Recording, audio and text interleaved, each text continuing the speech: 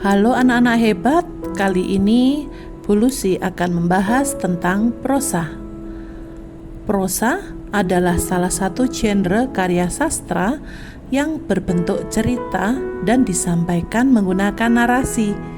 Berdasarkan jenisnya, prosa dibagi menjadi dua, ada prosa lama dan prosa baru. Prosa lama adalah prosa yang berkembang sebelum budaya barat masuk Indonesia. Prosa lama ini merupakan karya sastra yang sudah ada sejak zaman dahulu. Ciri-ciri prosa lama, pertama, bersifat statis, yaitu sesuai dengan keadaan masyarakat lama yang mengalami perubahan secara lambat.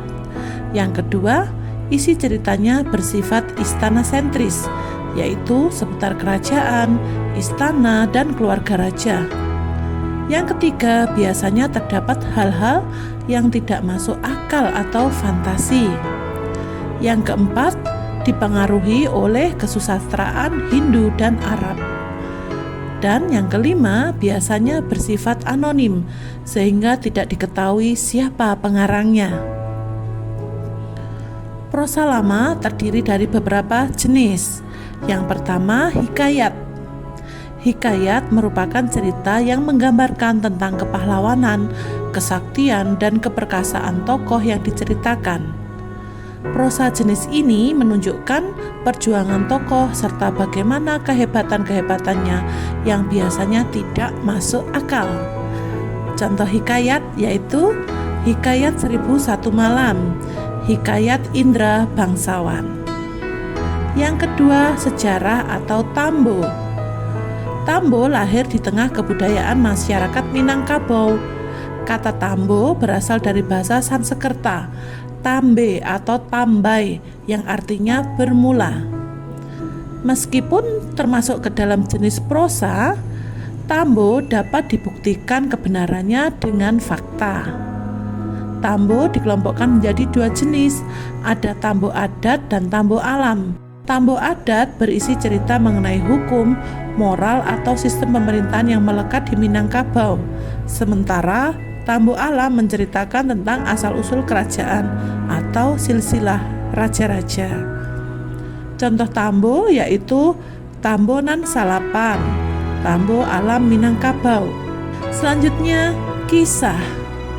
Kisah adalah salah satu jenis prosa lama yang mengisahkan pengalaman seseorang saat melakukan perjalanan dari suatu tempat ke tempat lain.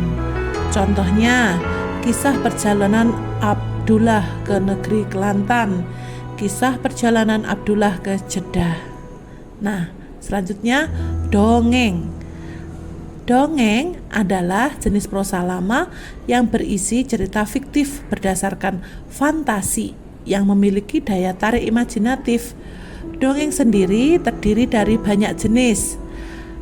Ada fabel yang mengisahkan tentang binatang seperti kancil dengan buaya, burung gagak, dan serigala. Legenda yang mengisahkan tentang riwayat terjadinya suatu tempat, seperti asal-usul kota Banyuwangi, legenda Tangkuban Perahu. Sage yaitu cerita lama yang berhubungan dengan kepahlawanan atau kesaktian seseorang. Contohnya Calon Narang, Ciung Wanara. Ada parabel, yaitu cerita rekaan yang menggambarkan sikap moral atau keagamaan. Contohnya Hikayat Bayan Budiman atau Bhagavad Gita. Selain itu ada mite atau yang dikenal dengan mitos, yaitu cerita yang berhubungan dengan kepercayaan terhadap hal gaib. Contohnya cerita Nyi Roro Kidul, Ki Ageng Selo, dan lain-lain. Dan terakhir ada dongeng jenaka. Jenis dongeng ini menceritakan tentang sesuatu yang lucu. Contohnya Pak Pandir, Lebay Malang, dan lainnya. Selanjutnya, Bu Lucy akan membahas prosa baru. Prosa baru yaitu karya sastra yang berbentuk cerita bersifat bebas dan tidak terikat oleh apapun, baik itu irama, rima, dan kemerduan bunyi, serta prosa baru ini sudah banyak dipengaruhi oleh kesusastraan barat. Ciri-cirinya, pertama, bersifat dinamis, sehingga senantiasa berubah sesuai dengan perkembangan masyarakat. Kedua, isi ceritanya bersifat masyarakat sentris, yaitu seputar kehidupan masyarakat. Sudah dipengaruhi oleh budaya dan kesusastraan barat. Dan terakhir, sudah ada nama penulisnya. Adapun prosa baru dibagi menjadi beberapa jenis. Pertama, ada cerpen atau cerita pendek, yaitu karya sastra yang menceritakan kisah suatu tokoh lengkap dengan konflik serta solusinya. Cerita pendek ditulis lebih padat dan ringkas, kurang dari 10.000 kata, dan hanya mengisahkan satu alur dan satu tokoh utama saja. Yang kedua, roman. Roman merupakan karya sastra yang mengisahkan kehidupan tokoh mulai dari lahir hingga akhir hayatnya, untuk menampakkan keseluruhan kehidupan suatu tokoh lengkap dengan segala permasalahan hidupnya. Yang ketiga, ada novel. Novel adalah karya sastra yang paling terkenal di dunia. Secara etimologi berasal dari bahasa Italia, yaitu novella, yang berarti cerita. Novel merupakan karya sastra berbentuk narasi panjang. Di dalamnya ada rangkaian cerita tentang permasalahan kehidupan para tokoh dengan menonjolkan watak dan sifat dari setiap tokoh.